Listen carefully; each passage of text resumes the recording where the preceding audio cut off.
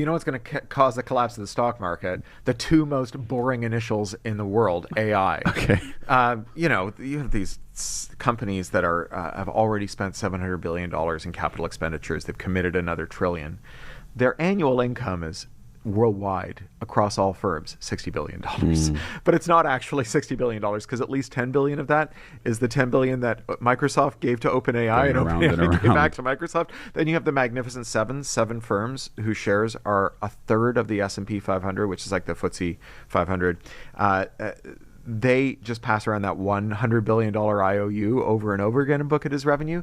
They amortize the assets, so they're depreciating those GPUs on a 5-year schedule, but they have to replace them every 2 to 3 years because they burn out.